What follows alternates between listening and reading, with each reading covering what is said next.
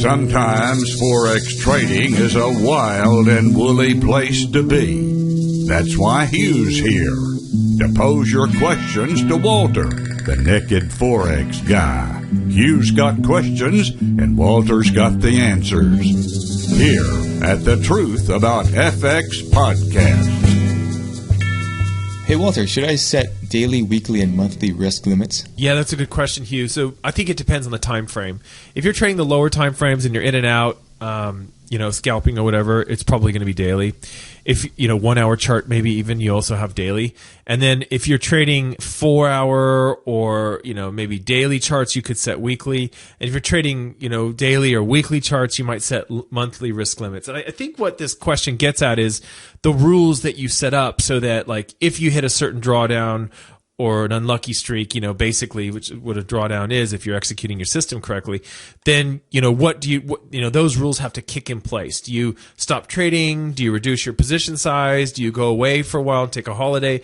Which is the last thing a lot of people want to do when they're in a drawdown. They just want to make the money back. But, those are the sorts of things that will kick in once you hit those drawdown place, those price, that percentage. Now, remember, I know it sounds kind of weird, but you're actually in control of this because you can set your risk amount so that you are very, very unlikely to hit certain drawdown limits. So, for example, if I want to avoid a 20% drawdown, I'll show you in the show notes how you can do this. You can go through a calculator and you can calculate that out and go, okay, these are my system parameters. This is my win rate. This is my reward risk ratio. So what percentage can I risk without hitting that 20% drawdown or whatever that number is?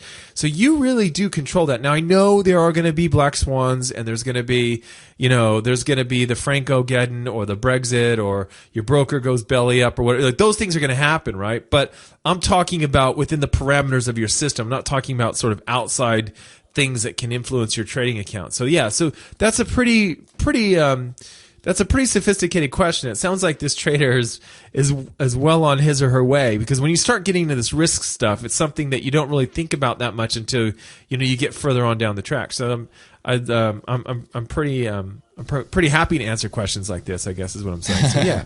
Cool. Yeah. I mean, in the beginning, it's all about the systems, and then risk is kind of boring, right? But once you get into it, then risk really is what makes or breaks any system. Yeah, absolutely. And if you're managing money for people, it's what's going to make or break your clients, whether they're going to stay with you or leave. All that stuff is all related to risk. So yeah, absolutely. You nailed it. Yep, that's right. Okay, great answer. Well, I appreciate it, Walter. Thanks.